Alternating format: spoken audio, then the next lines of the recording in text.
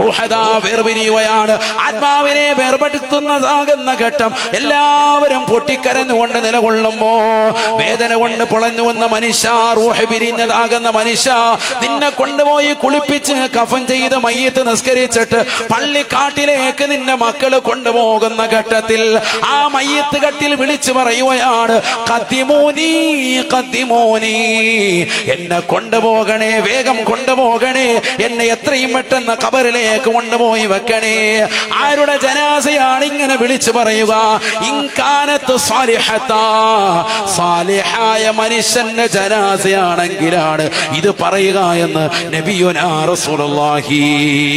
അതല്ല വഇൻകാനത്ത് ഗൈറഹാ, സാലിഹല്ലാത്ത മനുഷ്യനാണോ, ഈ ദുനിയാവിൽ വാളുകൾ ഒരു കാതിലൂടെ കേട്ട് മറുകാതിലൂടെ കടത്തിവിട്ടവനാണ്, സിനിമാ പാട്ടുകൾ കേട്ടുകൊണ്ട് നിലകൊണ്ടവനാണ്, മോശപ്പെട്ടതാകുന്ന തരത്തിലേക്ക് കണ്ണുകളെ കൊണ്ടുപോയവനാണ്, ഫനാക്കും ഫസാദിനും ജീവിതം കൊണ്ട് നടന്ന ആളുകളാണ്, ആളുകളെ കുറിച്ചുള്ള അപവാദങ്ങൾ പ്രചരിപ്പിക്കാൻ വേണ്ടി ജീവിതത്തിൽ കച്ചകെട്ടി ഇറങ്ങി തിരിച്ചവനാണ്, ഫനാക്ക് തിരികൊളുത്തിയവനാണ്, ഫസാദുകൾ പറഞ്ഞുകൊണ്ട് നടന്നവനാണ്, ജനങ്ങൾക്കിടയിൽ ഏഷണി പറഞ്ഞുകൊണ്ട് നടന്നവനാണ്, ഭീഷണിപ്പെടുത്തിക്കൊണ്ട് നടന്നവനാണ്, വർഗീയമാക്കപ്പെട്ട ചിത്രങ്ങളുമായിട്ട് സമൂഹത്തിൽ ജനങ്ങളെ പിഴപ്പിച്ചുകൊണ്ട് നടന്നവനാണ്, പാവപ്പെട്ട മുസ്ലിമീങ്ങളുടെ മാനത്തിന് വില പറഞ്ഞവനാണ്, ദുനിയാവിൽ പാവപ്പെട്ട മുസ്ലിമീങ്ങൾക്കിടയിൽ ഭിന്നിപ്പുണ്ടാക്കാൻ പരിശ്രമിച്ചവരാണ്, സഹോദരങ്ങൾക്കിടയിൽ വിള്ളലുണ്ടാക്കാൻ പരിശ്രമിച്ചവരാണ്, ഈ ദുനിയാവിൽ അതിനുവേണ്ടി നടന്നതാകുന്ന മനുഷ്യ.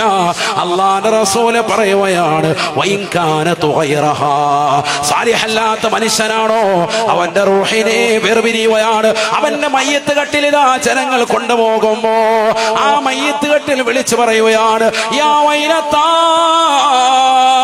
വയാ ഹസ്രത്താ, എന്റെ ദുഃഖമേ, വിരഹമേ, പ്രയാസമേ, അയ്ന തദ്ഹബൂന ബി, നിങ്ങൾ എങ്ങോട്ടാണ് എന്നെ കൊണ്ടുപോകുന്നത്? എന്നെ കൊണ്ടുപോകല്ലേ, അഖിറൂനി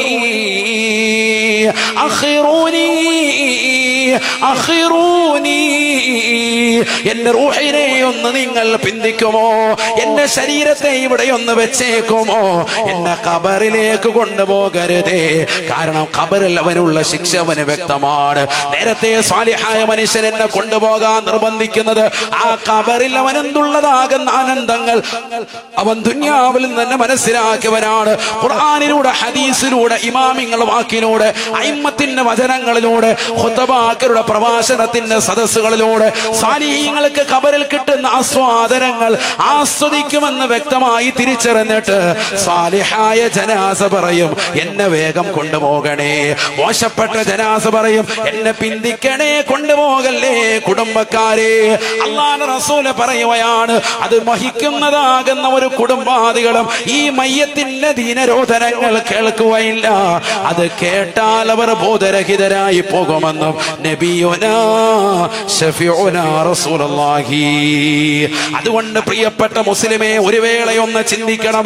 ഈ ദുനിയാവിൽ ആത്യന്തികമാകുന്ന ലക്ഷ്യം, നീ നിസ്കരിക്കുന്നത്, നീ നോമ്പ് നോക്കുന്നത്, നീ സക്കാത്ത് കൊടുക്കുന്നത്, നീ ഹജ്ജ് ചെയ്യുന്നത്, നീ പാപങ്ങളുടെ കണ്ണീരപ്പുന്നത്, നീ നിരാലംബർക്ക് അവലംബമാകുന്നത്, നീ നിരാശരർക്ക് ആശ്രയത്വം കൊടുക്കുന്നത്, നീ യതീംഖാനകളെ സഹായിക്കുന്നത്, നീ ദറസുകളെ സഹായിക്കുന്നത്, നീ അറബി കോളേജുകളെ സഹായിക്കുന്നത്, നീ ഹിഫ്ളുൽ ഖുർആൻ കോളേജുകൾക്ക് സഹായമായി വർദ്ധിക്കുന്നത്, നീ പാവപ്പെട്ടവർ കുടുതുണിയില്ലാത്തവന് മറുതുണി കൊടുത്തുകൊണ്ട് അവന്റെ വസ്ത്രം നടുക്കിക്കൊണ്ട് ആഖിറം കരഗതമാക്കാൻ പരിശ്രമിക്കുന്നത്, ഈ ദുനിയാവിൽ നീ ചെയ്യുന്ന സർവ്വ സുഹൃതങ്ങൾക്കും നീ കുടുംബത്തെ പോറ്റുന്നതും, നീ മക്കളുടെ കാര്യങ്ങൾ ശ്രദ്ധിക്കുന്നതും, നീ അയൽവക്കക്കളുടെ പട്ടിണി മാറ്റിക്കൊണ്ട് നിലകൊള്ളുന്നതും, ഈ ഇതര സമുദായങ്ങളെ സ്നേഹിക്കുന്നതും, അവർക്ക് വേണ്ടുന്നത് കൊടുക്കുന്നതും, വർഗീയതയില്ലാതെ ഈ ദുനിയാവിൽ റാഹത്തായി ജീവിക്കുന്നതും, നീ തൂർത്തൊഴിവാക്കിക്കൊണ്ട് നിലകൊള്ളുന്നതും, നീ ആലിമീങ്ങളെ ബഹുമാനിക്കുന്നതും, നീ ഔലിയാക്കൾ ആദരിക്കുന്നതും, നീ പ്രവാചകന്മാരോടുള്ള ആദരവ് വെച്ചുകൊണ്ട് പുലർത്തുന്നതും, നീ അല്ലാഹുവിനെ ആരാധിക്കുന്നതുമെല്ലാം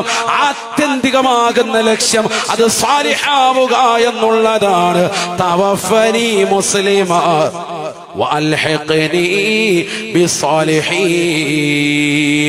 എന്റെ ദുആയിൽ എപ്പോഴും ഉണ്ടാവണേ, എന്നെ മുസ്ലിമായി മരിപ്പിച്ച് സാലിഹീങ്ങളിൽ ചേർക്കണേ അല്ലാഹ്.